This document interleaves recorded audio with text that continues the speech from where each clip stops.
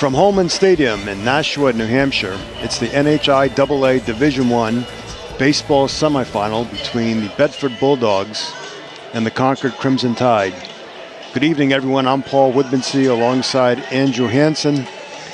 So the Bulldogs take the field. Jeff Marceau walks out to the mound. The tall, 6'4" lanky left-hander, committed to St. John's next fall. He's getting ready for his warm-up pitches. Marceau coming off a strong performance in Saturday's game against the Salem Blue Devils, a 14-4 victory. Marceau pitched 3 innings, did not give up a run. An economical game, I like to say, in those 3 innings. So he should be fresh and ready to go, Andrew. Absolutely, looks good as he gets warmed up here. And interesting little fact about the weather and the start time here, because we talked about how the weather conditions are very pleasant and calm. You may have noticed, for those watching at home, that during the introductions, the sun came out and it created some shadows across the infield. About half of the mound was in the sun and half was in the shadows. And if Bedford had been able to start the game at that point, the Concord hitters would have had a very difficult time seeing the ball out of Jeff Marceau's hand as a big lefty. But as it turns out, with the playoff game here, the full team introductions were made, which delayed the start by a few minutes, and now the sun has gone down behind the stands, and we've got all shadows across the diamond. Yeah, some high cloud cover, sun coming in and out, but just a beautiful, as we mentioned earlier, beautiful night for baseball. So we're getting ready to go. So leading off for the Crimson Tide is number 10, Ryan Tessier, the center fielder for Concord, right-handed hitter. He will go in to face Jeff Marceau. Jeff Marceau bends down and grabs some dirt off the mound, something he does occasionally during the game. Marceau winds and delivers, and the first pitch is over for a strike. Lee playing in at third, checking out potential bunt. Moak is back at first. And the pitch is grounded foul down to the third base coaching box. And during the game today, we're going to be giving you updates from the girls lacrosse final, Division I girls final at Manchester Memorial High School. Right now it's 3-0 Bishop Girton over the Bulldogs with 14:26 left in the first half. Marceau peers in, winds, and delivers, and it's a fly ball hit to left field. Levine ranges to his left, camps under it, and makes the catch for the first out. Fitting way to start the game for the Bulldogs after an incredible week for Grant Levine, getting drafted number 42 overall in the Major League Draft. Just an incredible accomplishment for him and for the entire Bedford baseball community. Going to the Colorado Rockies program. This brings up Zach Miles, the shortstop. First pitch swing, and he grounds it to the first base coaching box. So right off, Andrew, Marceau pounding the strike zone. 4 pitches, 4 strikes. Yeah, you got to like that aggressiveness. You got to make them earn it. Miles, a left-handed stick, looks at the next offering, and it's low for a ball, 1-1. Especially with these top 2 hitters, which look like speedy players. You don't want to give them a free pass and give them a chance to steal a base. Marceau, big curveball in the inside corner. Ooh, boy, called it a ball. That looked good from up here. Our vantage point, which is one of the best in the area, is above, way above the field. The ground ball hit up the middle, and Barrett dove to his left, but just couldn't make the play. So a single, 1-out single for Zach Miles. Nice piece of hitting there by Miles. You got to tip your cap to him. Fastball in and a half, and he just stayed inside the baseball, hit it just hard enough to scoot past Barrett. So with 1 out and 1 on, that brings up the catcher, Curtis Stednicki. Stednicki, the number 3 hitter, and first team All-State selection for the Crimson Tide. Marceau looks over to first and delivers, and it's inside corner for a strike.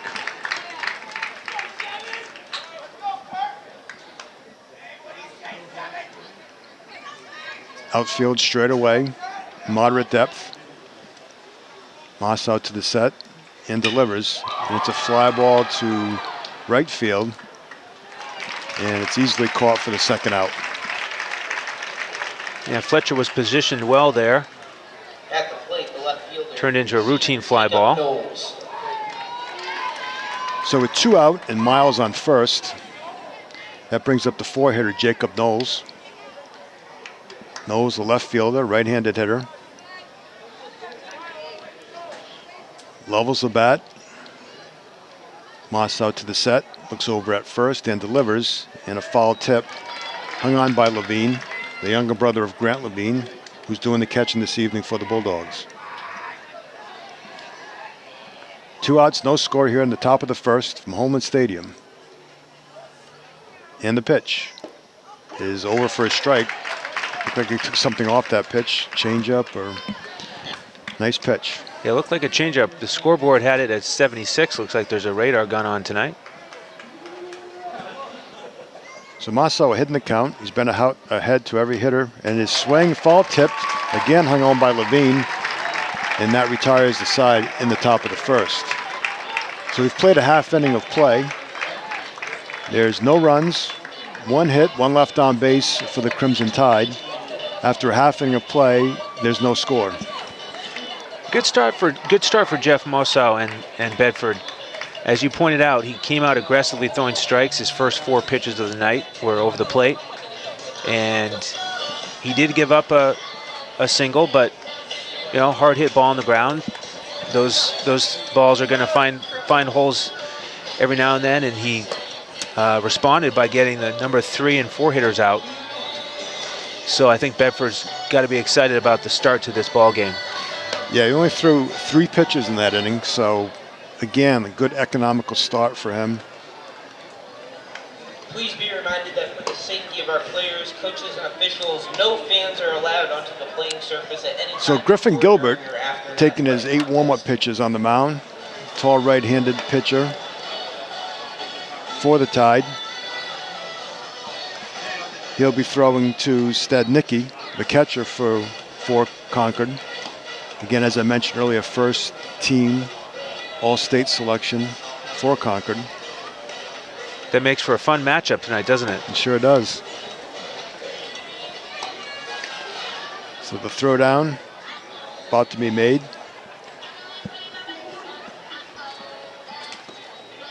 And the Bulldogs are ready to go.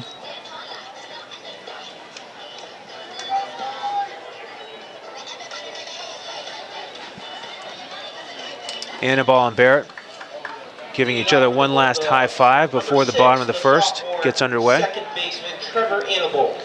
So that brings up the leadoff hitter, Trevor Annable for the Bulldogs.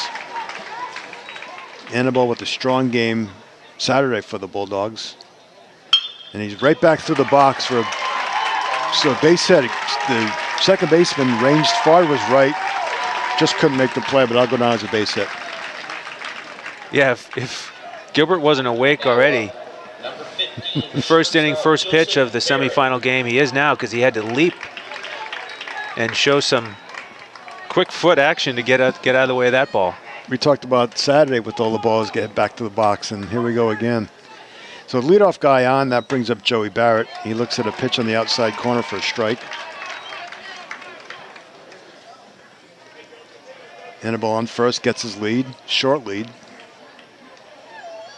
And the throw over. Annable easily back to the bag. Sun's just starting to set here. The set and the pitch is over for strike 2. So Barrett quickly falls behind 0-2. Nice breaking ball there.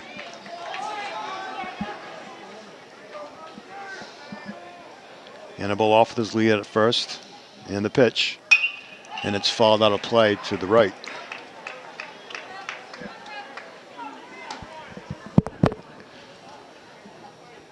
Grant Levine, the New Hampshire Gatorade Player of the Year, on deck for the Bulldogs.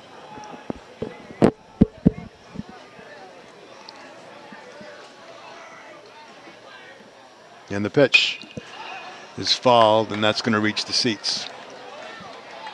Nice job by Barrett to stay alive there. That was a borderline pitch up by the letters. Fought it off to the right side. The sun going down now, as most ballparks, over the third base side of the stadium, and it's really wreaking havoc right now. And the pitch is swung on and missed for strike 3 for the first out. So with 1 out and Annabelle on first base, that brings up the left fielder, number 24, Grant Levine. In the regular season matchup between these two teams, Levine walked 4 times in that game. So we'll have to take a close eye and see how they approach him today with a man on first. The set and the pitch is over for a strike on the outside corner.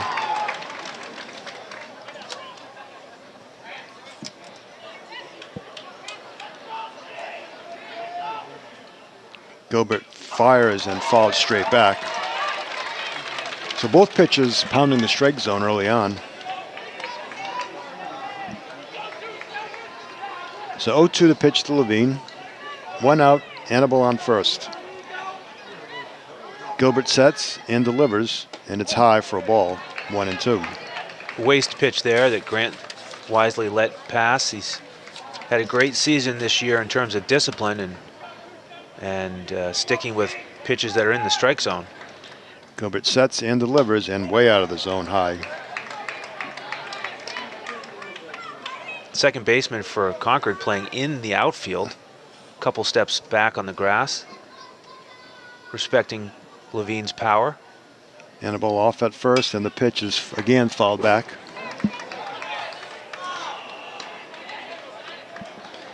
Count holds at 1-2. Levine hit a rocket his first at bat in the last game to second base. In the pitch, and it's inside for a ball. Crowd groaning, but that was not a strike.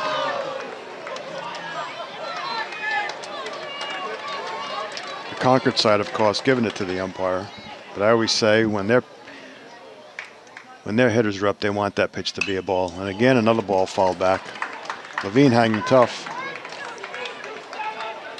Levine shaking his head there. I think he wanted to drive that one, pitch up, or maybe he thought it was a little bit high enough to be a ball 4. Levine tightens his gloves, gets back in the box. Gilbert sets and delivers, and it's again up out of the zone for ball 4. So after quickly getting ahead 0-2, he wastes 2 pitches way up out of the zone. Levine fouled off a couple pitches, and he winds up walking him. So now he's got runners on first and second, 1 out, and that brings up Ryan Lee.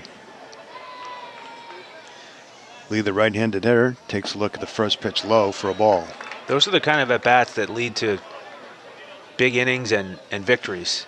Down 0-2 and eking out that walk was a really job well done. And there's a popped up in the infield. That's going to be an infield fly. The pitcher, I don't think the pitcher saw it. He was standing on the mound. The third baseman came in to make the play. The infield fly was called, but the third baseman wound up catching it right off his right shoulder of Gilbert. So 2 out, 2 on.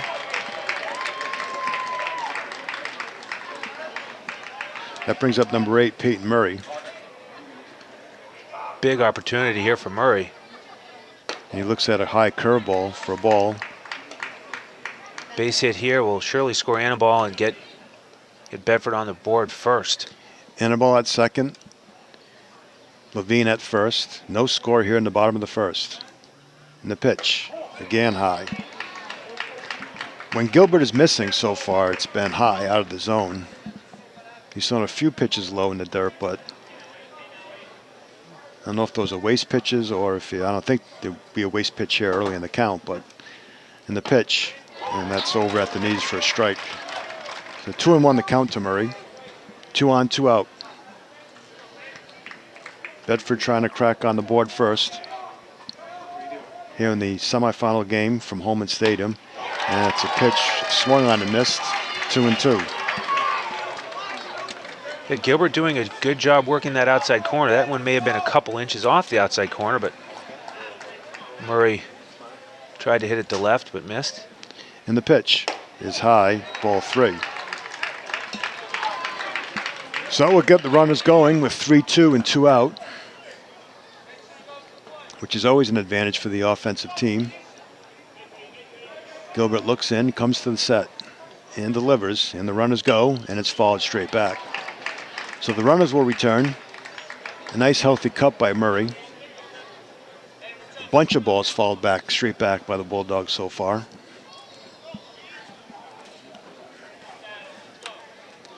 Murray back in the box. Gilbert sets, and the pitch. His ball 4 low.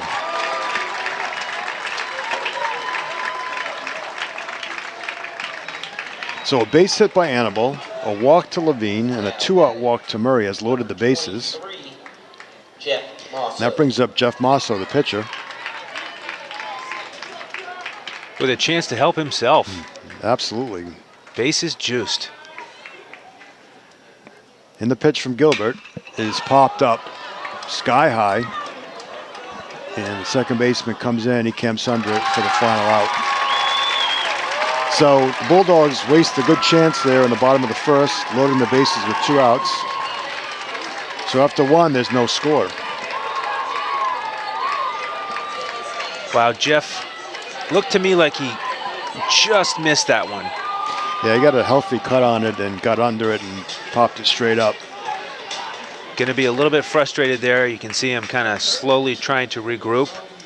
And got to hope that he can try and turn the page quickly and get back to the task at hand, his #1 task at hand, which is making strong pitches to take care of these Crimson Tide hitters.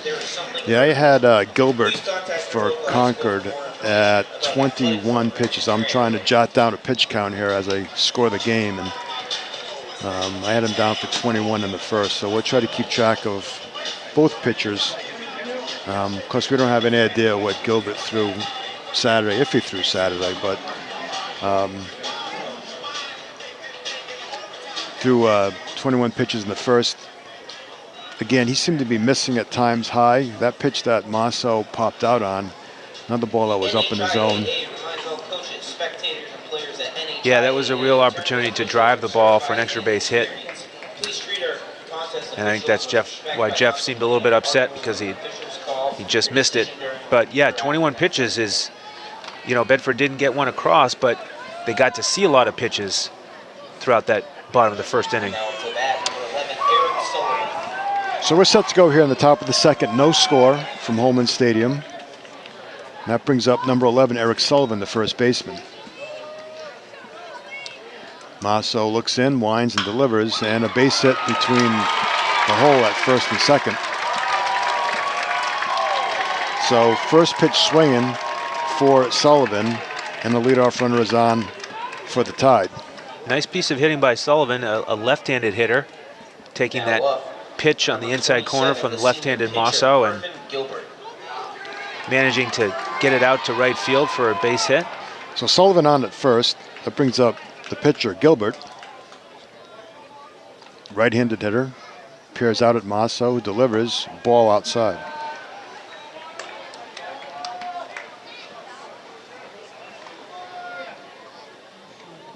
No wind here at Holman Stadium. Outfield straight away. Sullivan off his lead at first. Mosso looking over, and he delivers, and it's fouled out of play off to the right. Gilbert, the five consecutive batters here for Concord who were named to one of the All-State teams. The 2, 3, 4, 5, and 6 hitters all received one of those honors. Mosso to the set, looks over at first, and he goes to first. That appeared to be more of a, you haven't seen my good one yet. Right. Keep him honest. He sets and delivers, and it's on the inside corner for a strike. Took a little bit off that one, had a little bit of movement on it. It was a nice pitch. So Mosso ahead in the count, 1-2. Looking for the first out here with a run first, leadoff single by Sullivan, and again fouled out of play.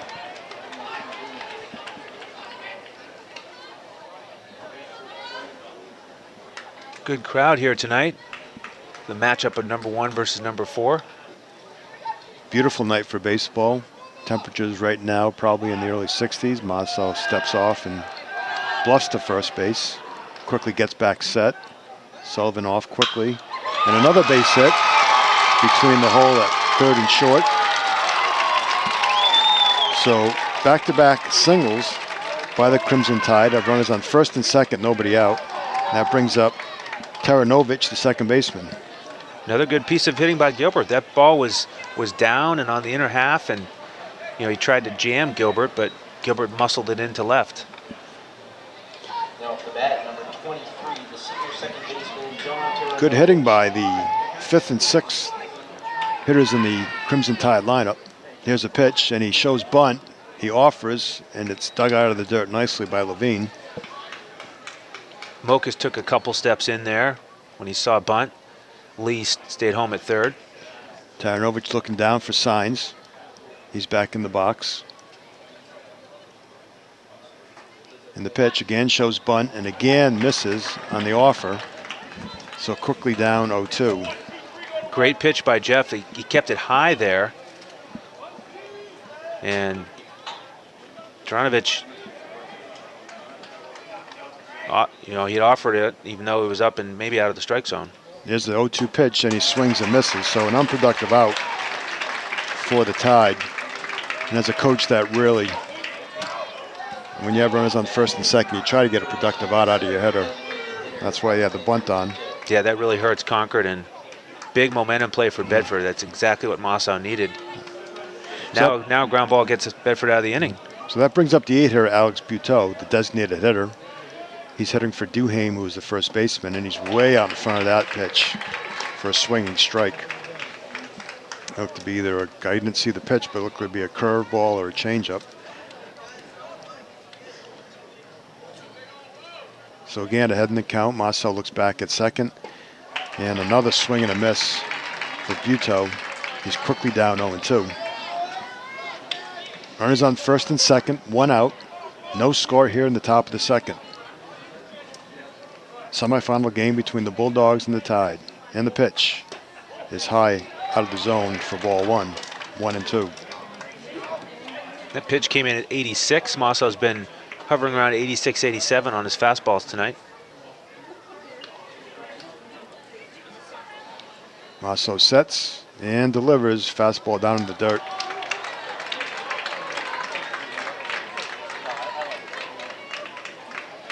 Again, nice block by Levine. So the count evens up at 2-2. Mossau trying to get out of a second inning jam. No score here, top of the second.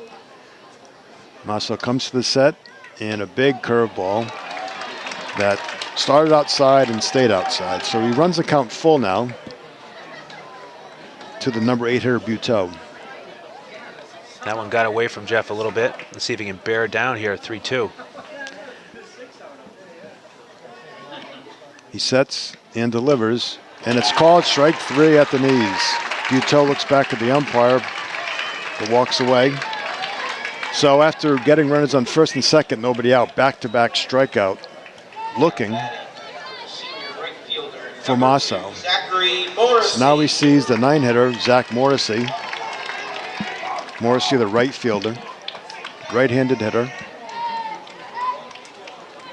Mossau trying to escape the jam. He sets and delivers. Curveball in for a strike. So it seems that Mossau has thrown first pitch strikes to all the hitters so far. He comes set and delivers fastball in the dirt, ball 1.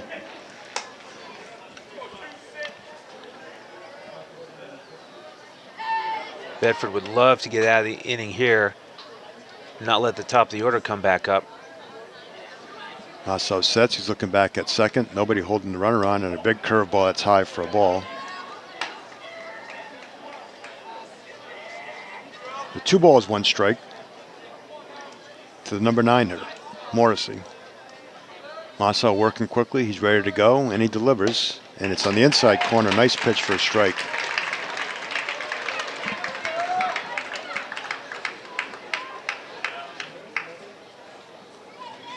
Looks like the umpire is calling that low strike so far pretty consistently. And Morrissey calls timeout, backs out of the box. Leadoff hitter Tessier on deck. Masso trying not to see him. He sets and delivers, and it's a nubber at the plate, and it stays in the left-handed batter's box for a foul ball. So it looked like it was just hit off the end of the bat by Morrissey. Dropped straight down. So we're ready to go. Masso steps off the rubber. Gets back on, peers in, comes to the set, and delivers. And it's a swinging strike, so Masso, after allowing leadoff single and a single to Gilbert, gets 3 consecutive strikeouts to end the half inning. So we've played 1.5 here from Holman Stadium. There's no score. Well, Jeff really responded well there to, he had that frustration at the plate, making the last out in the bottom of the first, and then he gave up 2 hits to start the inning. And Concord had a great opportunity. They tried to get that bunt down and move the runners up, but Jeff was able to work a strikeout there, and then got the next 2 guys on strikes as well. 3 strikeouts in a row, and Bedford's got to feel great about that. That's the way to respond. You said a potential there for a big inning, and we talk about fundamentals of baseball all the time, and when we talked about it when it happened, runners on first and second, nobody out. You have your number 7 hitter up, and you ask him to lay down a bunt, and he offers at the first 2 pitches, can't get the bunt down, and then looks at a 3rd strike. Call looking for an unproductive out.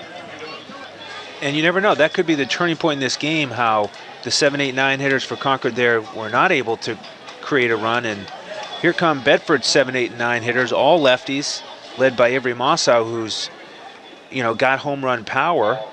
And then Fletcher and Mokas, who can do a lot with the bat as well. So we'll see if they can create a run. So Mosso in the left-handed stick. He looks at a first pitch strike on the inside corner. Mosso, the younger brother of Jeff Mosso. He's DHing tonight for Kyle Levine, who's catching. And a ball is fouled down the line, and that's going to be out of play. A lot of foul territory here between the foul line and the dugouts. It gets a little bit tighter. The right field down toward the bullpen. Left field here, foul territory, a little bit more open than right. But I would consider this to be a pitcher-friendly ballpark. Gilbert winds and delivers. And it's strike 3, swinging. Yeah, Gilbert went up the ladder there, and Avery wasn't able to make contact on that one. So that brings up another lefty, Zach Fletcher, the right fielder for the Bulldogs. 1 out, nobody on, no score, bottom of the 2nd. Fletcher look at a called strike.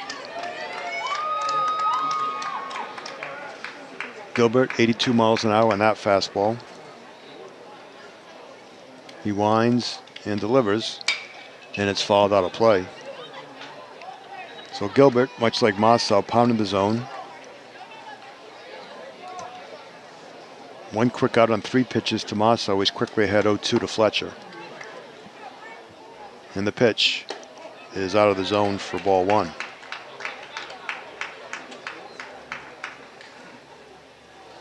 You get the sense that Gilbert is really settling in here. He looks very comfortable this inning. And the pitch is high and away. Evens up the count, 2-2. He looked anything but that in the first inning with the bases loaded. And the pitch is outside, ball 3. So much like he did to Levine, got ahead in the count 0-2 and quickly 3-2 to the number 8 hitter. And it's strike 3, swinging.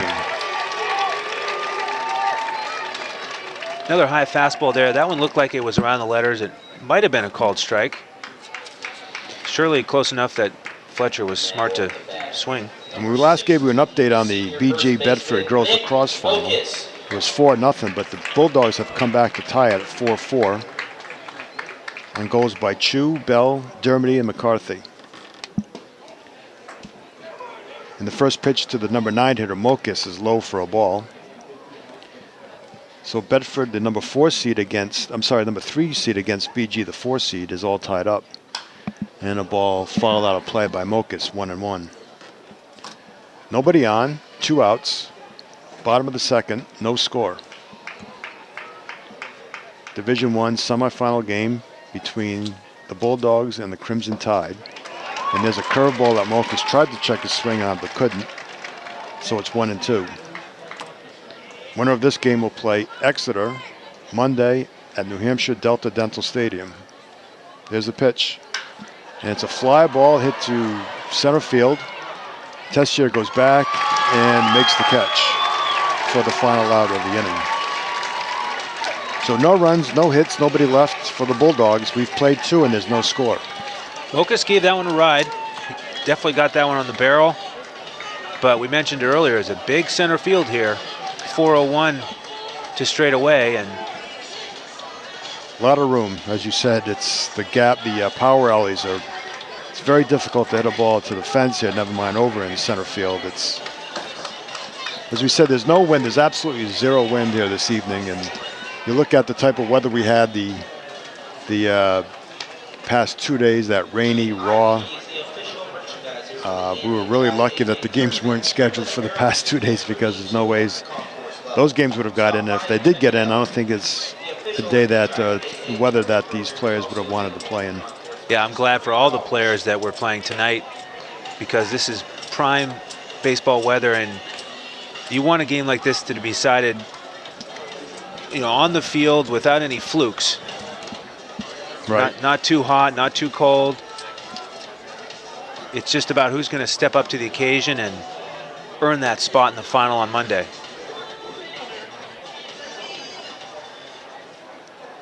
We're going to have Concord's 1, 2, 3 hitters again, leading off the third. Masso threw 12 pitches in the first, 21 in the second.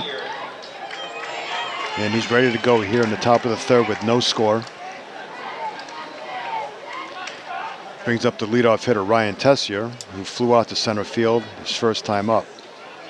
Masso winds and delivers, and a curveball high and away for ball 1.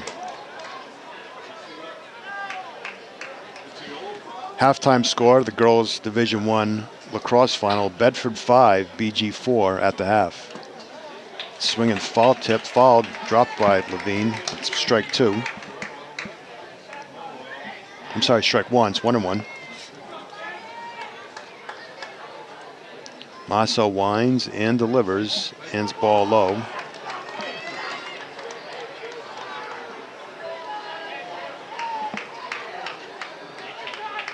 Two and one. Masso working quickly, as he often does.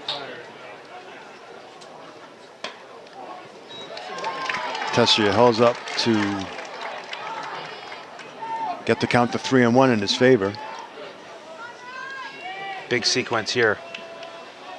Masso winds and a strike right down the middle. Full count, 3-2. Can't walk this leadoff hitter. No, leadoff walks kill you. Masso off the back of the mound, tucks in his belt, his shirt, gets back on the rubber, peers in, winds and delivers, and it's ball 4 low. So a leadoff walk for Tessier. And for the second consecutive inning, Concord has got the leadoff man aboard. Easier said sometimes than done, Paul. And certainly he wanted to throw a strike there, but it didn't happen, and now he's got another jam to work out of and work out of the stretch here. So that brings up Zach Miles, who singled his first time up and looks at a ball high. So after being all over the strike zone in the first inning and throwing 21 pitches in the second, Masso has walked the leadoff hitter and fallen behind 1-0. Here's the pitch, and it's over for a strike, 1-1.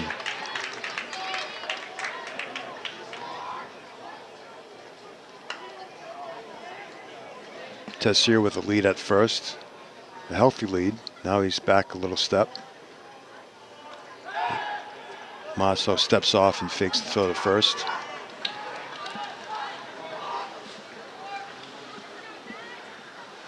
He looks in and goes to the plate, and the pitch is on the outside for a ball. 2-1 to Zach Miles, the number 2 hitter for the Tide. Tried to get him to bite on that breaking ball, trying to induce a ground ball there, but he wasn't biting. Good lead for Tessier, and the ball is popped up. It's drifting foul, but Barrett is going to be under it and make the catch. Nice job by Barrett. I don't know if Lee ever saw that. Never moved from his area at third base. Barrett ranged the distance. He's pinching the middle for a double play. And he went all the way over in foul territory off the third base bag in the outfield grass to make the catch. So there's the first out of the inning. So with run around first and 1 out, that brings up the 3 hitter Stednicki. And the first pitch to him is low, ball 1. Yeah, and that pop-up, Lee just put his faith in Barrett, and it paid off. Barrett had his back. No score here in the top of the third. Masso sets, deep breath, looks over at first, and steps off. Tessier getting a healthy lead. Masso's only thrown over once so far this game. He works quickly to the plate, and a swing and a miss by Stednicki. Stednicki, the first team All-State selection for the Tide, number 3 hitter. He flew out to right his first time up. Here's the pitch. The ball gets away from Levine, and Tessier goes down to second base.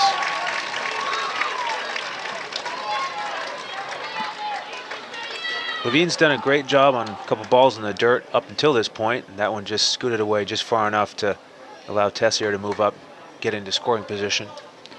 Ball went into the foul area up the third base line, and Tessier easily in the second. So 2 balls, 1 strike, and the pitch changeup that had Stednicki way out in front. I don't think he was expecting that pitch. He was geared up to try to put it onto the scoreboard. So 2-2 to count to Stednicki. Another changeup, and that froze him again. So a beautiful pitch by Masso to get the second out.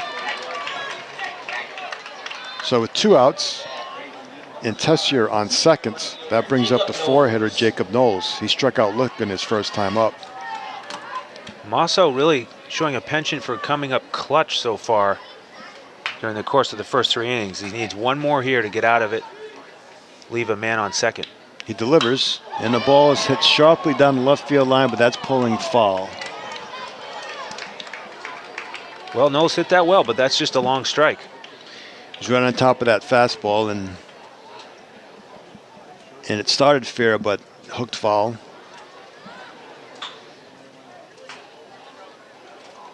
Two outs, runner on second base, no score here in the top of the third. Masso peering in. He comes to the set. Looks Tessier back at second, and the ball delivered low. 1-1. Masso been working the inside corner a lot tonight. Knowles also standing pretty close to the plate. And the pitch. Curveball, grounded to third. Lee comes in, makes the play, throws it over to Mokas at first for the third out. So we've played 2.5, and there's no score. That play, the ball was hit on a couple of bounces, or one big bounce, to Lee. The runner going, Tessier going from second to third, did what any good runner does. He got right on top of Lee without making contact with him, tried to disrupt the play a bit. But Lee did a good job of handling it, making a nice, strong, accurate throw to first base. Yeah, they were close enough where I thought Lee might try and make the tag, but he decided instead to just stay in rhythm and continue on to make the throw to Mokas, and Mokas had a nice stretch at first.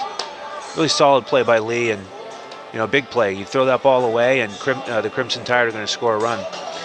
Yeah, and those are the plays that if you don't make, they really come back to haunt you. And he said, strong play by Lee. Coach Chapman having a quick team meeting there with Bedford before the bottom of the third, and Bedford's got their top 3 hitters coming up now, so a little strategy discussion as Bedford prepares to take their second trip to the plate against Gilbert.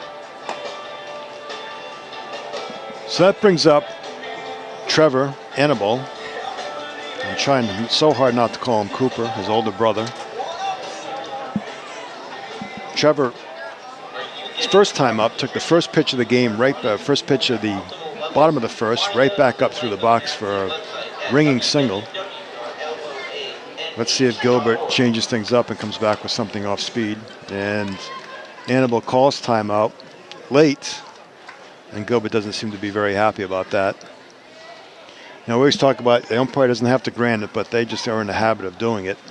And the first pitch is a curveball on the outside corner for a strike. And the PA announcer was still talking there as the pitch was about to be thrown. I think that's why Annabelle stepped out. And the pitch is a ball hit to center field. Tessier back a few steps and he makes the catch for the first out.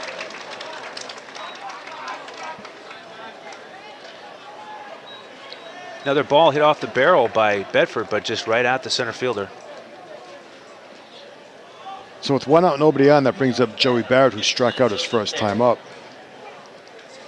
Gilbert has thrown 21 pitches in the first, 13 in the second. And the pitch is on the outside corner for a strike. Barrett didn't like that one. Right on the borderline, high and away. But you mentioned that outside strike has been something that's been given by the home plate umpire all game. And the ball's fouled straight back. Barrett quickly behind 0-2.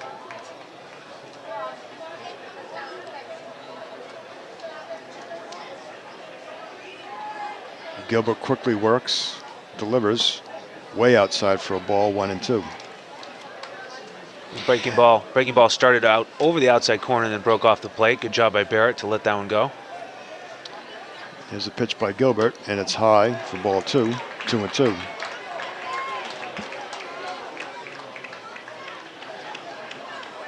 One out, nobody on, no score here in the bottom of the third.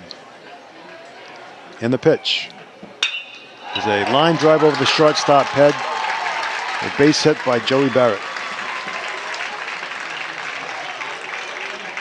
So just as it was in the first inning, with 1 out and a runner on first base, that brings up Grant Levine. Levine, his first time up, got quickly behind 0-2. Gilbert wasted 2 pitches. Levine fouled off a bunch and eventually worked a walk.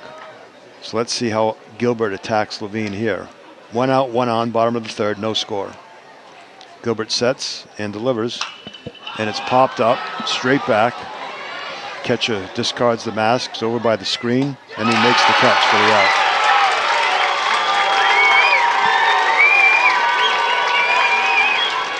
So 2 outs, a runner on first. That brings up the 4-hitter Ryan Lee. Unfortunate there for Levine. The catcher only had about 1 foot to spare there. The ball just missed the netting on its way back down. Levine had a good pitch to hit there and fouled it back. First pitch to Lee is high for a ball. With Barrett's wheels at first, Lee could just get one into the gap here. And the pitch is high again for ball 2.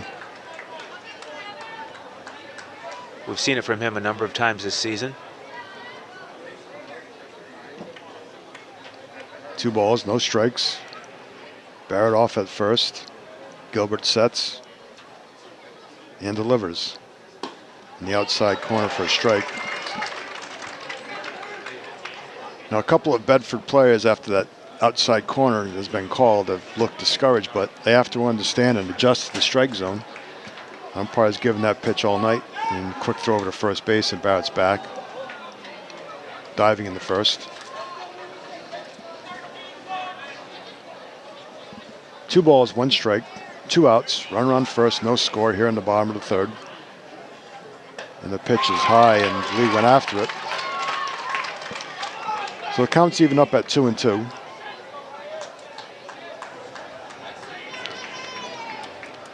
Let's see if Barrett's off at first with The count is not, and the ball is strike 3 on the outside corner.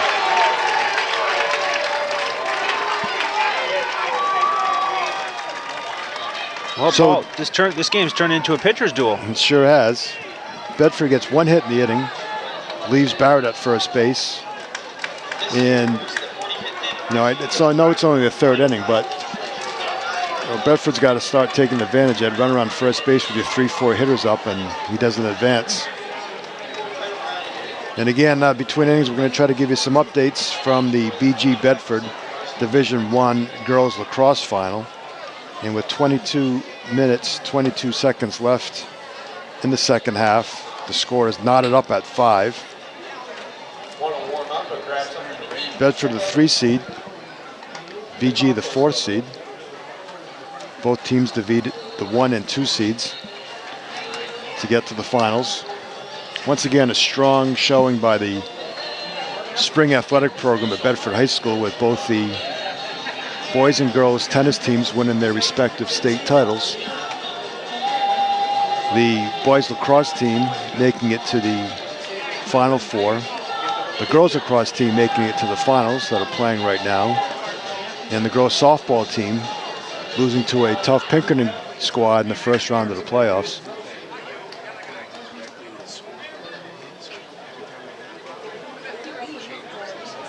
So we're getting ready here for the top of the 4th inning. There's no score. And it brings up number 11, Eric Sullivan. Sullivan hit a leadoff single in the 1st inning, and it was stranded at second. First pitch is a ball high. Sullivan, left-handed hitting 3rd baseman for the Tide. Masso delivers a strike on the outside corner, 1-1. Home plate umpire calls timeout. This appears to be a ball loose on the field. And it's thrown back by the 3rd base umpire. Good to see the former athletic director, Bill Whitmore, up in the booth. And a pitch is fouled back toward the Bedford dugout. 1 ball, 2 strikes. Speaking of the dugout, Paul, you can see a puddle behind the dugout and some raindrops starting to fall. Very, very light rain.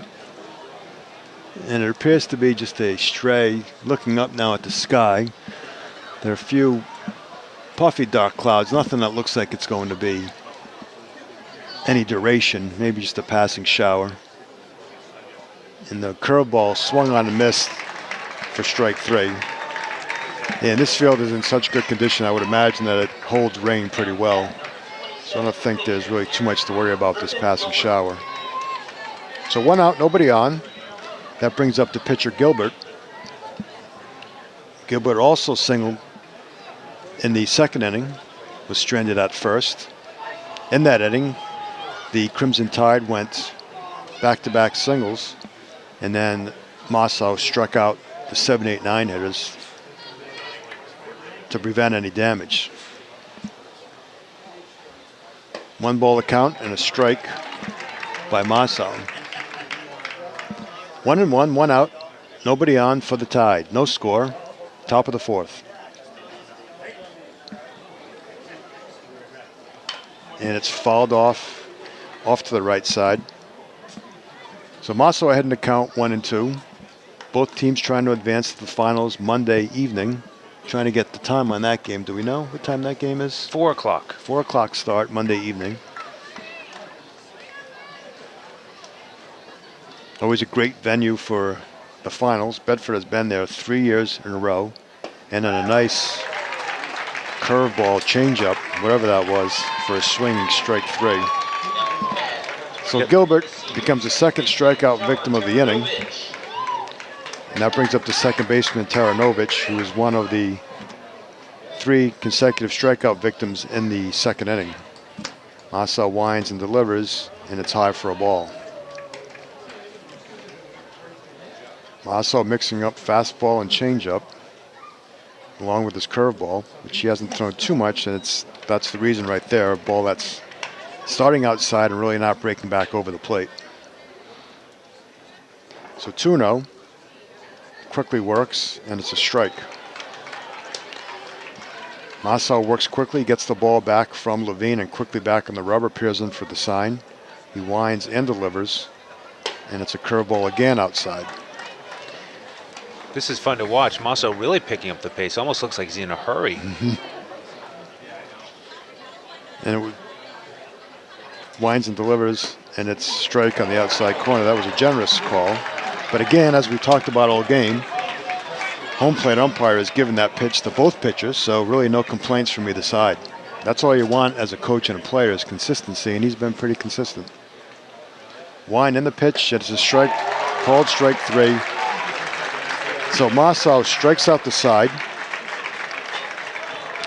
So we've played 3.5 innings, there's no score.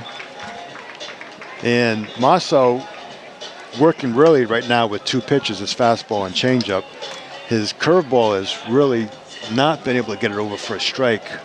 I think he's starting most of those curveballs outside, and they're really not breaking back over the plate. He's trying to come back door to the right-handed hitters, and it's just not able to do that.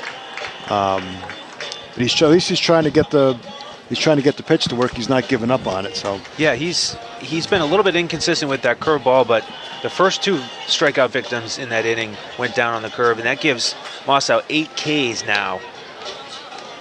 So we'd like to welcome into the booth. I like to say that. Welcome into the booth. We're not in the backstop at the SAU field. We're in the booth here at Holman Stadium. We'd like to welcome guest Tim O'Sullivan, the sports editor of the Concord Monitor.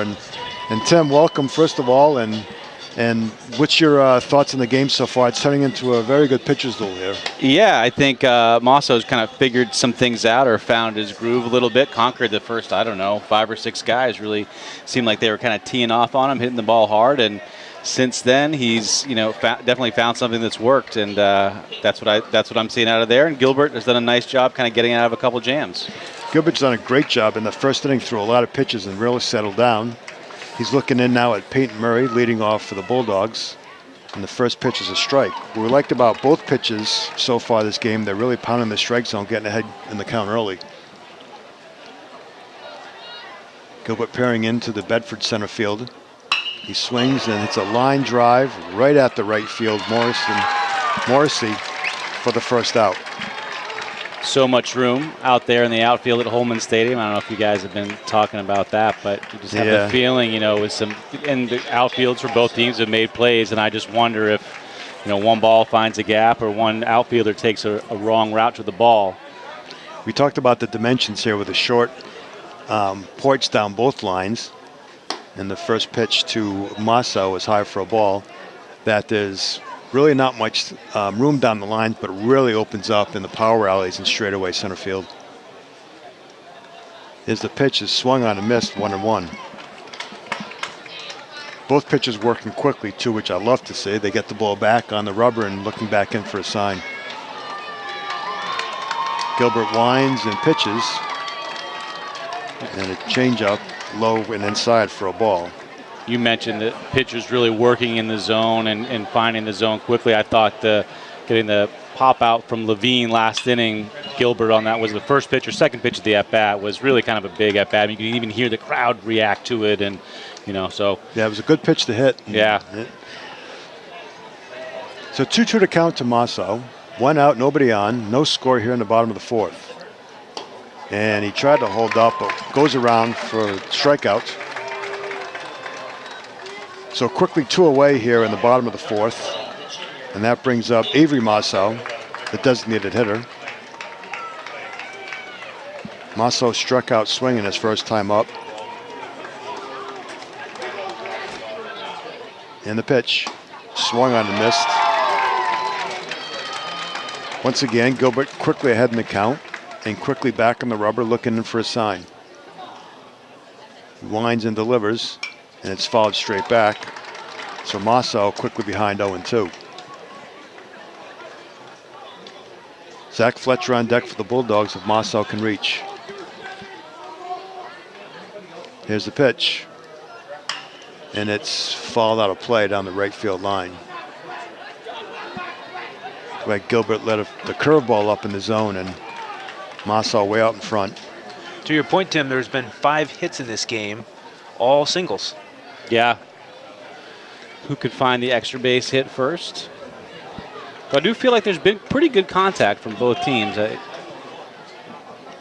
And I think here's the pitch, and it's strike 3. I think the critical point in the game for Concord was getting the leadoff hitters on in the second, first and second, nobody out, and Taranovich unable to get the bunt down. We talk a lot about fundamental baseball and doing simple things and making a productive out.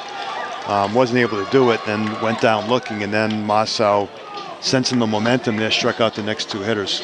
I bumped into Hopkinton baseball coach Dave Chase before the game. He's also the Concord High basketball coach, but we were kind of talking, and he mentioned how important it is to just play a little small ball, scratch across some runs in the tournament, because they're just so hard to come by, and that little bit of scoreboard pressure, if you can put it on the other team, really, amplifies in the postseason. So I was thinking the same thing. You're absolutely right. To not get that first run across, look, maybe that's what boosted Mossau. Maybe that's after that. He did strike out the side after that, and he's looked pretty good since then.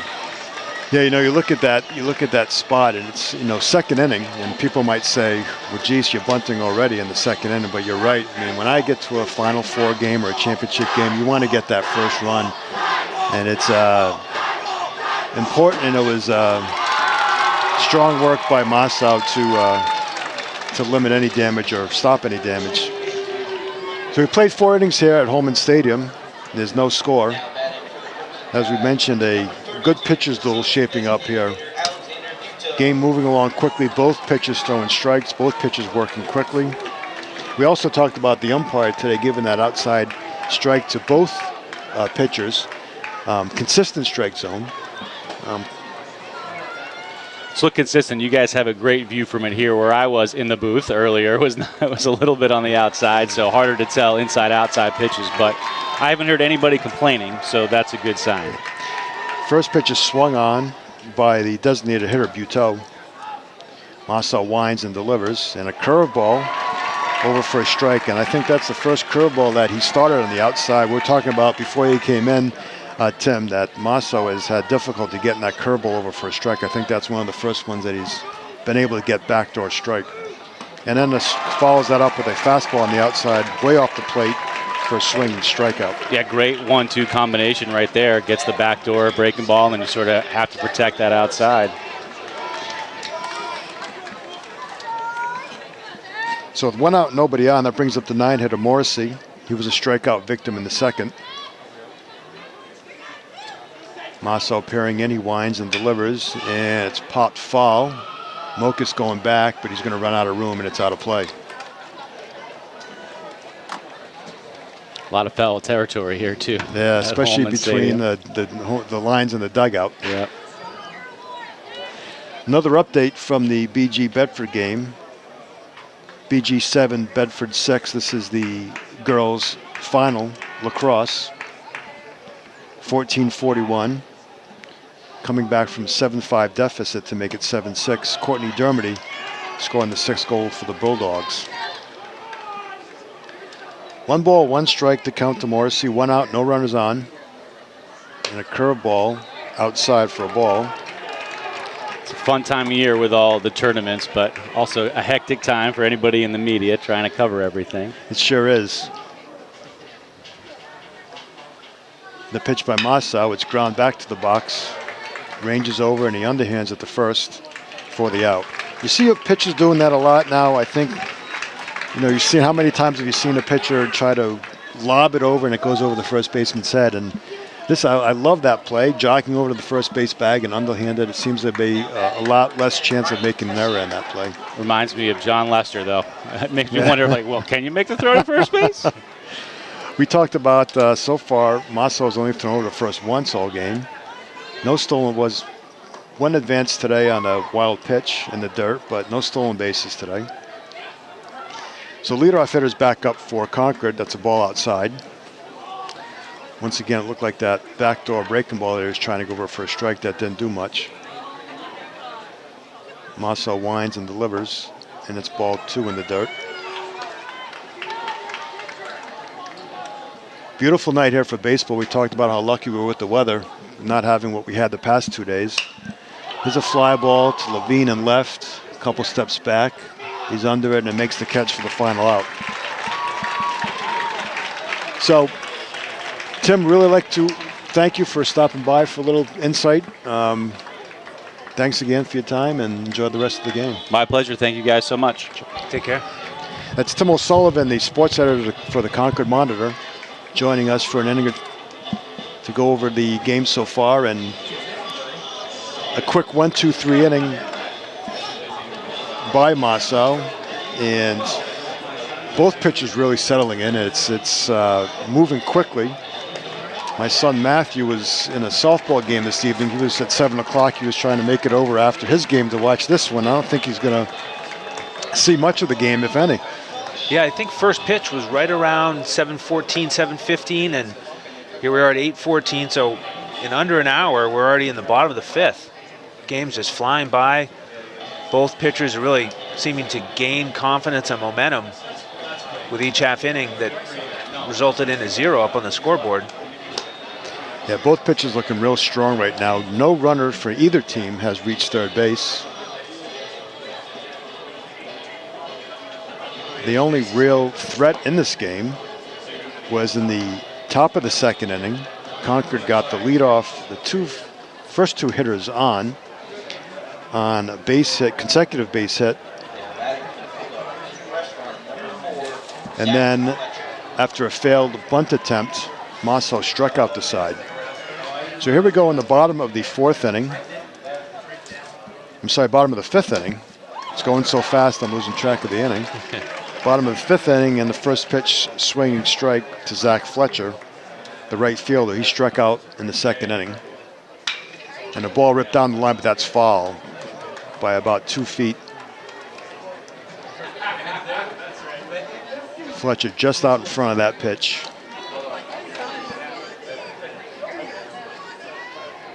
In a game like this, that's the type of ball that's going to go foul because there's really been nothing. Updated score from the girls lacrosse final, 7-7. And a swinging strike 3 for Fletcher. So with 1 out, nobody on, that brings up the 9-hitter Nick Mokus. Mokus flew out to Tessier in center field in the second inning. No score here in the bottom of the fifth. Gilbert winds and delivers in swinging strike. Gilbert and Maso locked in a pitcher's duel here in the semifinal game. The winner trying to advance to play Exeter, who beat Pinkerton earlier today. Fouled off by Mokus, and he's quickly behind 0-2. So I stopped keeping pitch count at this point because the way these two guys are going, I don't think that's going to be an issue. Gilbert winds and delivers, and a curveball that hangs up in the zone, and Mokus missed it and fouled it back.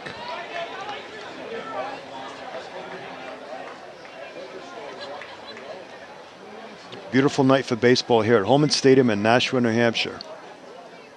Here's the pitch, and a line drive over the shortstop's head for a 1-out single. Nice piece of hitting there by Mokus. Takes a wide turn at first, but right back to the bag. Yeah, Mokus has looked good here in the playoffs. In the opener, he went 1 for 2 with a single that scored 2, and he also walked in his second plate appearance. And then tonight, he lined it hard to the center fielder, and then he went to the opposite field with that base hit on an 0-2 count. So with 1 out, Mokus on first base, that brings up the leadoff hitter Trevor Annable. Annable has singled and flew out to center. He looks at a ball high. Bedford trying to push across the first run of the game. There's no score here in the bottom of the fifth. Gilbert delivers. Runner goes, but it's fouled off at the plate. So Chapman going with the hit and run.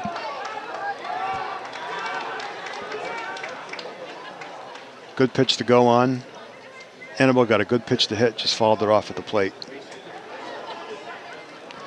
So in a game like this, where runs are at a premium, you got to start doing things to get the run across. Chapman elected to go to a hit and run there.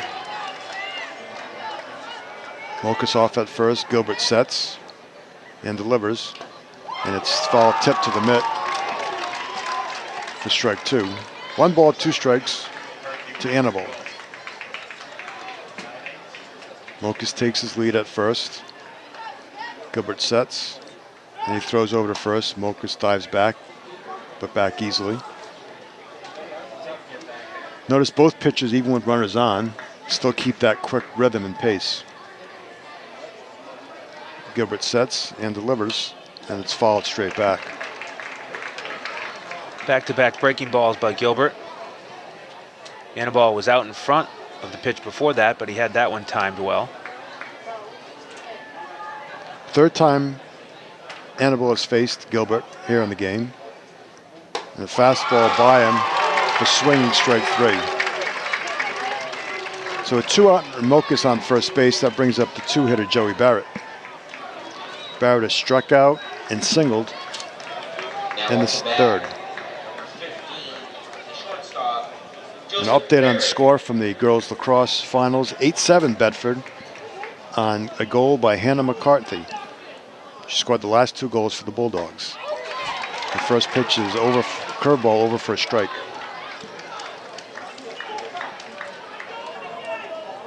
Gilbert's really got command of his pitches here in the last few batters.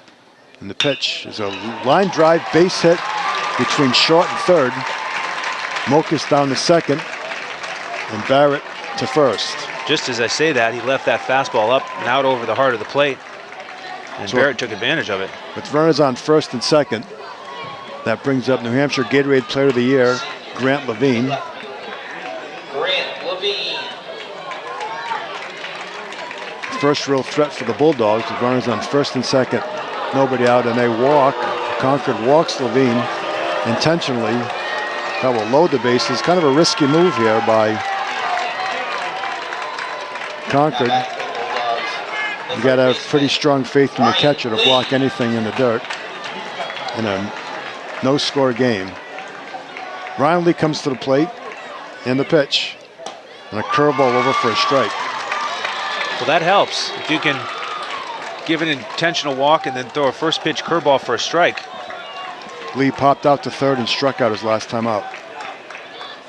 There's the pitch, and it's on the outside corner for a strike. Again, both pitchers really burying that outer corner of the plate.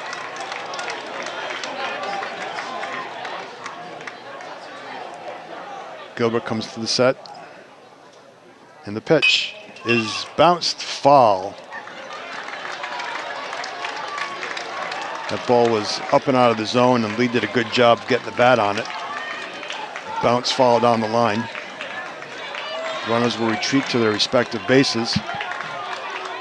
No balls, 2 strikes, 2 outs. The bases are loaded for the Bulldogs. There's no score here in the bottom of the 5th. Gilbert sets and delivers, and it's popped up, and it's foul. Just off the fists there, just out of the reach of Gilbert.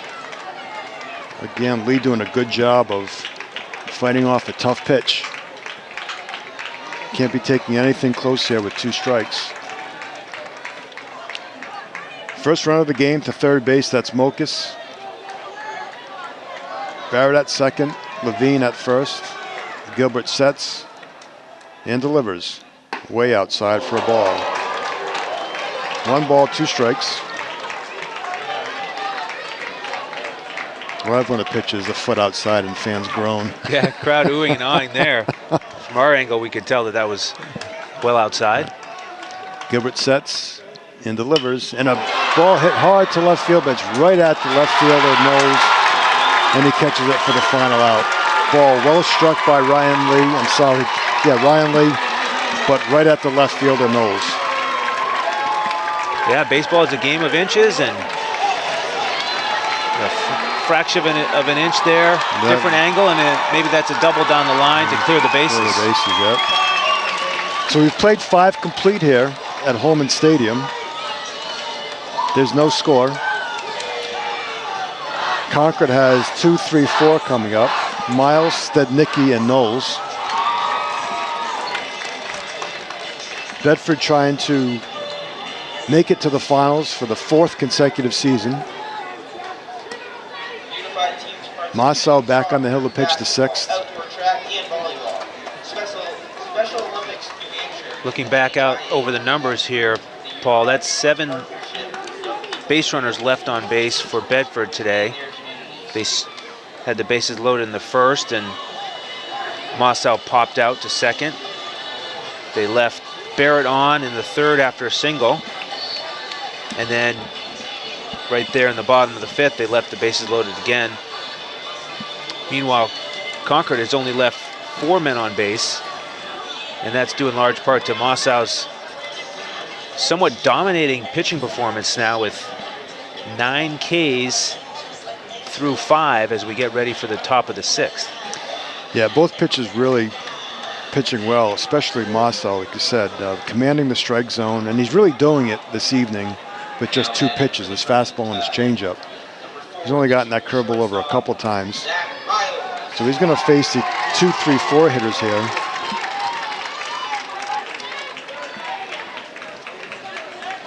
This is Zach Miles. Miles has singled and popped to third. Mossow peers in and steps off. Again, as I mentioned at the beginning of the game, this game is being broadcast live on BCTV and also on WBNH 105.1. And the wind of the pitch and it's fastball for a strike on the outside corner. So if we do seem redundant in our description of what's going on, it's because we're also broadcasting to a radio audience who can't see what you're seeing at home on TV. Mossow peers in, winds, and delivers, and a curveball over for a strike. That was probably his best curveball of the game so far.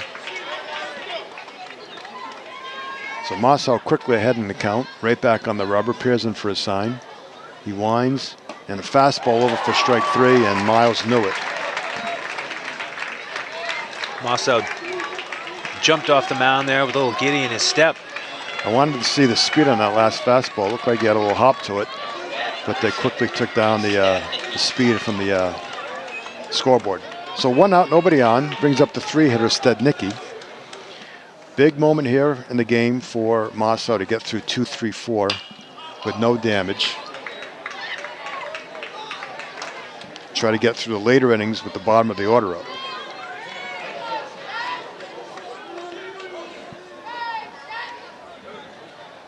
So the umpire is given the Concord dugout instructions, and also to Bedford, I believe it's for either players being out of the dugout. Mossow's ready, he pitches, but it's a ball in the dirt. 1-1 the count. Mossow up to 10 strikeouts now, 1 out in the 6th. He delivers and a ground ball to short. Barrett gets it, fires over the first, and it's high. And Milkus came down and swept the tag on the runner, but the first base umpire said no tag. So Stednicki is on with a throwing error. Yeah, valiant attempt there by Milkus, but throw just towards home plate a little bit, and that was Barrett's first chance of the game. So Stednicki on first by way of an error. That brings up Jacob Knowles, the number 4 hitter. First error of the game. And a curveball. Gets away from Levine. Levine throws down the second, and it's late.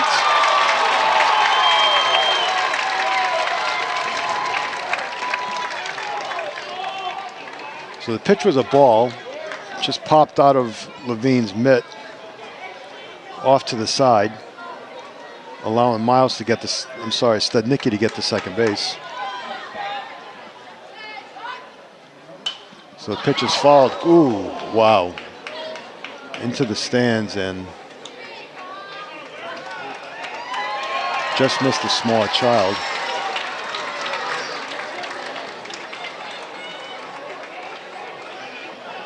Unfortunately, hit the mother instead of the child, but she seems to be okay. So 1-1 the count. And another foul ball. So after falling behind 1 ball, Mossow induces 2 foul balls. 1 ball, 2 strikes to Jacob Knowles. Runner on second, no score, 1 out here in the top of the 6th inning. And the pitch is fouled out of play.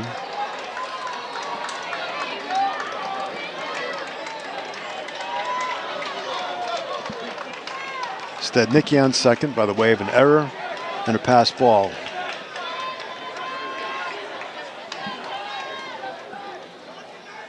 Here's the pitch. It's a curveball, a nice curveball. Swing and miss for strike 3.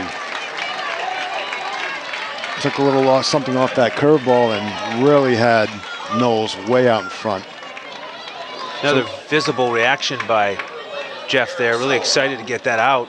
Cleanup hitter with a man in scoring position. That was huge. And visible reaction by Knowles, who hung his head. He was not happy with that swing. So with 2 outs and a runner on second, that brings up the 5-hitter Sullivan. He singled in the second and struck out in the 4th. He's looking to get the run home from second, the first run of the game. And he looks at a curveball for a strike. Massow now getting the curveball over, which should make him even tougher to hit. 1 strike, he sets and delivers. A fastball in the dirt. So that was a curveball in the dirt. 1 ball, 1 strikes. Just a quick update from the Division I girls lacrosse final with 3:34 left in the game. BG has tied the game at 8. So a tremendous game over at Memorial High School in Manchester, 8-8 with 3 minutes left in regulation. There's a fastball for a strike, really popping the mitt. 1 ball, 2 strikes.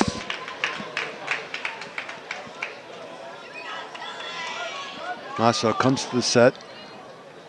He's trying to end the inning. And a called 3rd strike. And Sullivan knew it as he runs back to the dugout. So Massow does a good job of picking up Barrett by stranding the runner at second base. So we've played 6.5 innings here at Holman Stadium, and there's no score. Massow fired up, man. He struck out the side again. That's the 3rd time he struck out the side. He's got 12 strikeouts through 6. That's unbelievable. And that's all you can ask for. What a performance. Just keeps throwing up zeros. And Bedford's just got to find a way to push one across. Bedford's going to send up, scheduled in this inning, Peyton Murray, Jeff Massow, Avery Massow. Certainly 3 hitters that can do some damage here. I'd like to see them try to get 1 right. You'd love to see a run across the plate here in this game, especially with the way Massow is pitching. If they can just get 1 run across the plate and bring him back out for the 7th inning, facing the bottom of the order, that would be definitely an advantage. Concord has 6, 7, 8 coming up in the 7th inning. And the bottom of the order has 1, 2, 3, 4, 5, 6. The bottom 6, 7, 8, 9 in the order. 1, 2, 3, 4, 5, 6 strikeouts in 5 innings of at-bats. And meanwhile, Jeff's going to have a chance to help himself here. And it's Bedford's version of the M&M boys. Murray and then the 2 Massows coming up back-to-back. Yeah, Peyton Murray here, he has walked his first time up and then lined hard to the right fielder. 2 balls hit hard by Bedford hitters with runners on base right at the outfielders. Murray looks at a curveball in the inside corner for a strike. Gilbert has thrown a lot of first pitch breaking balls. He's got great command of it. And a ball high and away, 1-1. Murray, left-handed hitting center fielder.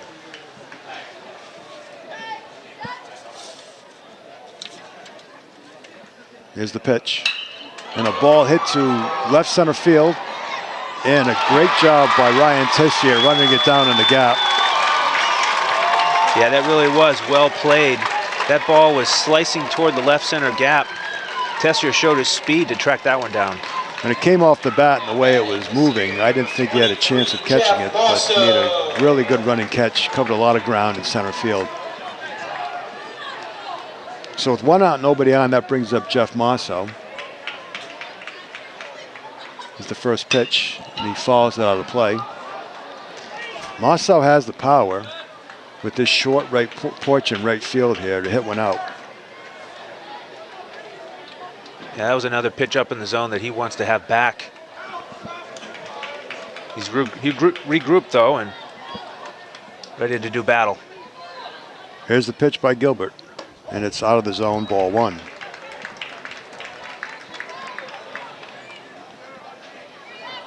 No score here, bottom of the 6th inning. And the pitch, inside for a ball, 2-1.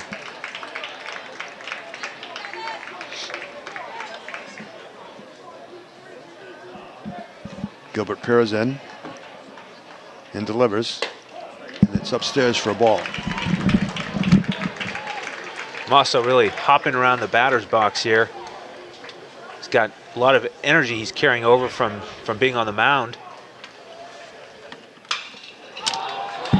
Ball's popped up. Third baseman Sullivan under, but he can't get it, and it's a foul ball. We're at that. Fielder Knowles came in. Third baseman Sullivan went out. The ball was always foul, and Sullivan got turned around and wasn't able to make the play, so that gives Mosso life. We're at that part of the night where it's a little bit dark once the ball goes above the lights, and I think that's what happened to Sullivan. And here's the pitch, and it's called third strike on the inside corner. Once again, that corner's been a strike all game, and Mosso didn't like it, but he's got to understand he's getting that same pitch all game. Yeah, and I think he knows that. So 2 out and bases empty. That brings up Avery Mosso, the designated hitter. He struck out both times. And the pitch is ball 1 in the dirt. Avery trying to get something started for his brother and the rest of his Bulldog brothers. Here's the pitch. It's ball low. So 2 balls, no strikes, 2 outs, bases empty, no score in the bottom of the 6th inning. Gilbert winds and delivers, and a swinging strike. Avery looked like he was a little bit out ahead of that fastball. Looking to pull something into the gap and right. Mosso, another one with power. And he hits a line drive, tailing back toward the left fielder, Knowles, and he makes the catch. So the Bulldogs go 1-2-3. And after 6 full, here in the Division I semifinal matchup between the Bulldogs and the Tide, there's no score. That gives Gilbert 9 strikeouts.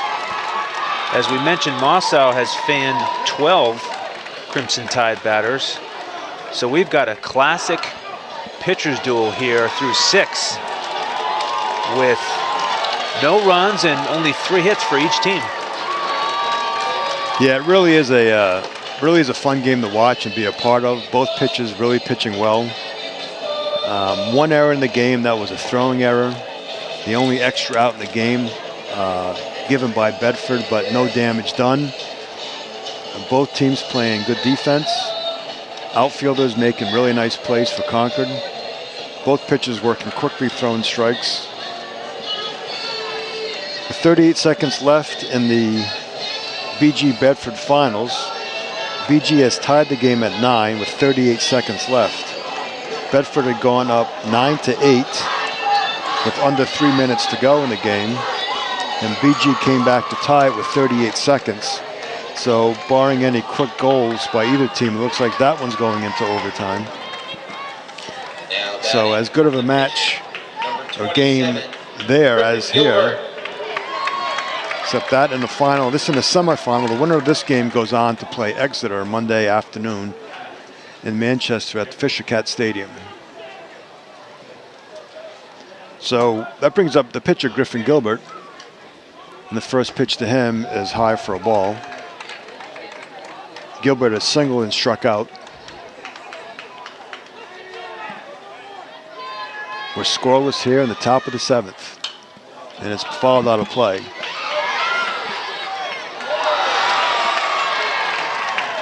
And we have confirmed that the BG Bedford lacrosse game has gone into overtime. Here's the pitch. It's a curveball over for a strike. Again, Mosso really finding that pitch in the last couple innings. Walks off the mound, adjusts the bill of his cap. Back on the rubber, he looks in for a sign. Winds and delivers, and a fastball in the dirt. Reached back for a little extra at 84 on that one. Just couldn't control it.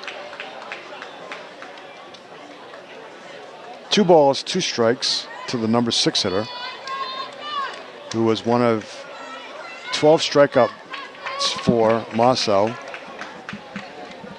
Marcel working quickly. He winds and delivers. And it's a ball hit. It's dropping, and it drops in front of the right fielder, Morrissey. I guess in a game like this, you really can't afford to make a diving attempt to let the ball get by you and have the leadoff runner on second base. So he was wise to keep that ball in front of him. Yeah, that was so close. It was one of those tweeners where, you're right, if he had dove, it easily could have bounced just over his glove and Gilbert would still be running. So a leadoff runner on, and looks like we're going to have a pinch runner. It's number 22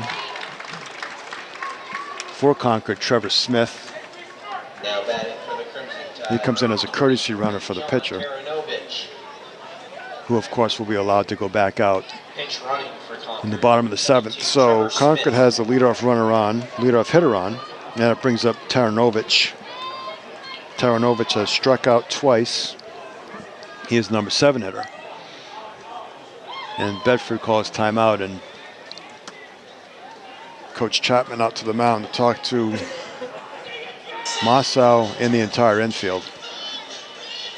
Yeah, a lot to be done here. He's giving Marcel a little bit of a break as there's action in the Bedford bullpen. And he's certainly going to be talking about defensive strategy, with Taranovich having attempted to bunt back in the 2nd inning. And you'd think that he would do it again here to try and get a runner into scoring position, but that's the question that the Concord coaching staff's going to have to answer is, you know, because he wasn't able to bunt in the 2nd inning, do they want to go that route again? I would imagine at this point in the game they have to, with your number 7 hitter up.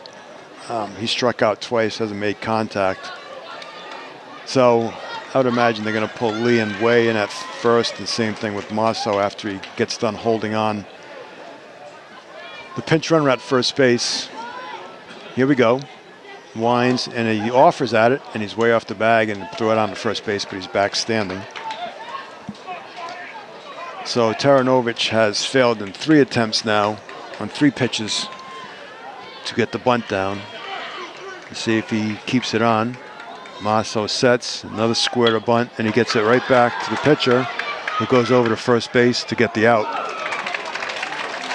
So 1-3 on the sacrifice by Taranovich. He does his job, moves the runner over to second base.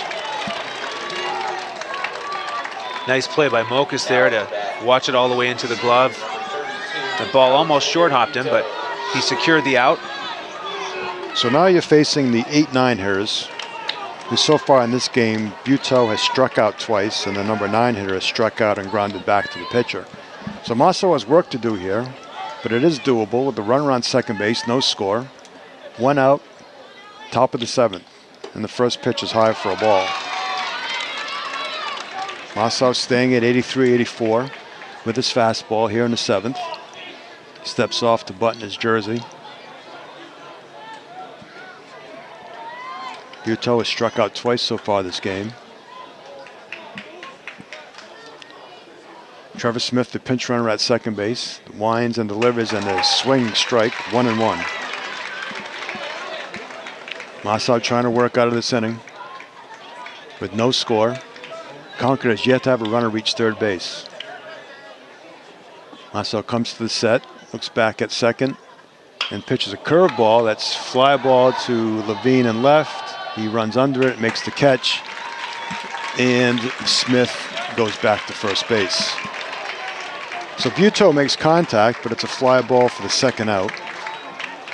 And that brings up the 9 hitter, Zach Morrissey. Morrissey is struck out and grounded back to Marceau. Now 2 outs, and it's, as you often hear coaches say to the infield, this part of the game with this score, You got to make sure nothing gets by. If you can't make a play, you got to knock it down. And the pitch is over for a strike. That's right, and all Bedford infielders are playing deep. Make sure they give themselves the best chance to knock a ground ball down. Keep it on the infield. Barrett holds Smith on at second, stands behind him, gets back into position. Here's the pitch, and it's fouled at the plate. So Morrissey behind 0-2. Top of the 7th. Action in Bedford's bullpen, so you don't know if this is the last inning for Mosso. He's pitched a fantastic game, struck out 12 hitters for Concord. 0-2, he comes to the set. He fires, and it's a fly ball, lazy fly ball to left field. Levine comes in, and Barrett goes out and makes a great catch, tumbling over Levine. It appeared to be just a routine fly ball, but it was a lot more shallow than we saw from up here. Barrett going back over his right shoulder, Levine coming on fast, and Barrett was able to reach over his shoulder and make the catch. Boy, that talking about a heart-stopping moment for Bedford. What an excellent play by Barrett. I mean, that ball was right in between he and Levine, and one of those where it's tough to communicate on that because both guys aren't sure if they can get it or if the other guy can get it. And Barrett showed a lot of athleticism to make the catch, and Levine, who had gone into a slide, kind of tripped him up, and Barrett sort of went through the tackle and was able to maintain control of the ball, sort of like a NFL play. He maintained the possession of the ball. Catch to the ground, right? Through the ground. Yes, so he was able to maintain the catch. So it was a bit of a scare there for Bedford, but in the end it turns out to be the third out of the inning. There's a pop out to short. So Concord leaves Strands a runner at second base. And they'll have the top of the order coming up if they can get it to the 8th inning. Bedford has 8-9-1 due up here in the bottom of the 7th. So it's always good to be the home team when you're coming into the last inning. No score, you need one run here, and you got 8-9-1 coming up. That's right, that's the advantage of being the number 1 seed. Zach Fletcher looks at the first pitch was over for a strike. And Bedford trying to push a runner course here in the bottom of the 7th to go on to Monday. Curveball high, ball 1. Defensive play like that from Barrett can really galvanize a team and give them the energy and spirit they need to get that game-winning run. Pitch by Gilbert is fouled out of play. And you did see the Bedford bench and team with a little hop in their step as they came off the field and huddled around before the bottom of the inning started. So we'll see if that carries over here offensively.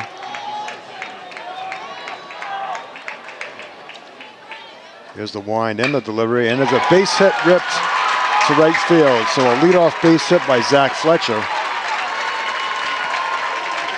And now the decision's on Coach Billy Chapman's hands as to what to do with Mokas at the plate. And it looks like he's going to talk it over with Nick. He brings Mokas down, and he has Fletcher come all the way over from first base, which is the smart thing to do, make sure everyone's on the same page. And some bad news coming out of Manchester. Bishop Girton has won the game in overtime, 10-9 at the 2:18 mark of overtime for the Division I Girls Championship lacrosse. Congratulations to Bedford on a fine season. All the more reason for these Bulldogs to get this win. Exactly. So runner on first, nobody out. That brings up the 9-hitter Mokas, who has flied to center and singled his last time up. Concord catcher given signs as to what to do in a bunt situation. Sullivan in close at third. Gilbert winds, and there's a bunt down the third base. A very nice bunt. He's going to go to second, but it's late. Late, both runners are safe. Perfectly executed bunt by Mokas. He put it right where you want, hit it to the third base side, nice and soft, and you would have thought that Sullivan would have come up and taken the sure out at first, but he gambled, and the gamble did not pay off. I guess there's two ways to look at it. You know, you want to get an out, of course, but that want to try to keep the runner from second base. But I agree with you. I think there's time out here being called by Concord, and head coach Scotty Owen going out to speak to his pitcher and his infield to set up the defense. You know, it's a double-edged sword. You throw the ball on the first base. Now you have the runner on second, one out, but you get an out. Now you have first and second, nobody out, and really up against it here in the bottom of the seventh inning. That ball was a perfectly, as you said, perfectly placed bunt. Got the third baseman to come in and play it. He elected. I was surprised to see him turn and go to second base. I was not expecting that. Now we've got Annabelle, who he can certainly square around. He's deft with the bat and try and get that runner to third with only one out. Give a chance for Joey Barrett to drive in the winning run. So Bedford's at the top of the order. Trevor Annabelle, first and second, nobody out. Gilbert comes to the set in the pitch, and it's a ball outside. Annabelle not showing bunt there. No score here, bottom of the seventh. Bedford trying to win the game. Here's the pitch, and it's ball outside, 2-0. Well, if he was thinking about bunting, now's not the time to do it. He's going to be swinging away. That's right. He can be selective now and look for his pitch to drive. He sets and delivers, and a strike on the outside corner, a good quality strike. Both pitchers pitching a tremendous game here in the semifinal matchup. Gilbert comes to the set in the delivery, and it's followed straight back. So after falling behind 2-0, Gilbert has come back to even the count at 2-2 with two very nice pitches.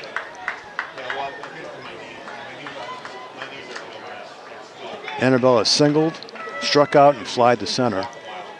Here's the pitch. The curveball high, runs the count full at 3-2. Going with a curveball there.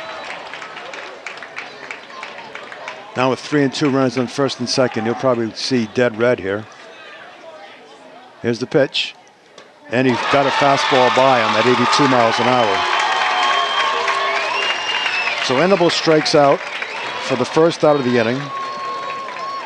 Runner still at first and second, now one out, and Barrett up. Barrett has struck out and singled his last two times up. Barrett, a hot hitter right now, trying to win the game for the Bulldogs. Fletcher on at second with good speed, and the first pitch over for a strike.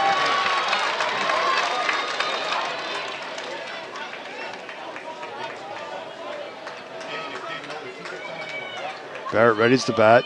Gilbert comes to the set and the pitch. And he holds up as the ball is high. For ball 1-1. Of course, looking ahead, you have Grant Levine on deck. If Barrett can't get on here or advance the runners, we'll see what they do with Levine. I would imagine they'd walk him if he advances the runners and makes an out. Here's a set and the pitch. Curveball and it hit him. Curveball hit him. Oh, that's a huge mistake. That's right, because now there's nowhere to put Levine. You're going to have to pitch to him. So Grant Levine, the Gatorade Player of the Year, the 42nd pick in Monday's MLB draft, comes up in the bottom of the seventh with the bases loaded, one out. And timeout again for Scotty Owen. He's coming out to, I don't know what he's going to tell the pitcher. I'm sure he's calling in his outfield too. It looks like now he has to bring the outfield in for a fly ball to be able to throw the runner out at the plate. He's going to have to bring the infield in, of course. So this is really just a nightmare for the Concord defense. All Levine really has to do is drive the ball somewhere. And hopefully not directly at an outfielder, because they're going to be playing shallow. They got to be in shallow to be able to get the runner at the plate on any ball hit in the air. Infield has to be in to get the runner at the plate on any ground ball. And on top of that, the pitcher's got to throw strikes. You're so right, Paul, and this is just a dream opportunity for Levine. because if he puts it in play, odds are they're going to get the winning run home. So I expect nothing less than Grant to be selectively aggressive here and use his great plate discipline and get a pitch he can hit hard and look at this make it happen. The infield is at double play depth, which is shocking to me. They're trying to turn two. I guess they don't want to have the middle infielders in. They're going to try to turn two in the middle. Here's the pitch. And it's a strike on the outside corner. Strike one. One out, bases loaded, bottom of the seventh, no score. Levine readies the bat. Gilbert peers in. He comes to the set. Here's the pitch. And it's ball one in the dirt. Nice stop there. I would imagine Fletcher, this ball really has to get away from the catcher for him to try to go with Levine at the plate. Does not want to make a second out with Levine with the bat in his hand. One ball, one strike, one out, bases loaded, no score. Here's the pitch. And it's inside, ball two, 2-1. Levine jumping back out of the way of that pitch. So now Gilbert behind in the count. He sets and delivers. And there's a ball hit right at the set. Oh, the shortstop, and he can't make the play. A ball rocket hit right at the shortstop. Would have been a very difficult double play ball, but he made a nice effort to try to pick the ball off the ground, but ball gets through center field for a base hit, and Bedford has won the game to go on to the finals for the fourth consecutive year. Grant Levine, Gatorade Player of the Year, comes through in the clutch to get the winning run across. Players run out to short right field to mob Levine. The final score, 1-0 Bedford. Wow, what an exciting moment for Bedford. You got to tip your cap to both pitchers. They really pitched their guts out. Tremendous job by both Gilbert and Marcel. Phenomenal game to watch. So the final score here from Holman Stadium, Bedford 1, Concord 0. Bedford goes on to play Monday afternoon at 4 p.m. Unfortunately, NHIAA rules dictate that we are unable to broadcast the television end of the broadcast because what NHIAA does is they partner with a company that streams the game. You can catch that game live streaming, I believe, at 4 o'clock through the NHIAA website. You can go on and purchase it through the link that they provide, or you can listen to the game on the radio at WBNH 105.1. We will be broadcasting the game on radio, and of course having it taped for later viewing on BCTV. Our thanks go out to Chris Gentry today for handling the camera, and Harry Kozlowski for taking care of everything else tonight. Great job as usual, guys. And once again, final score 1-0 Bedford. For Andrew Hansen, Paul Woodmansey signing off. Have a good night.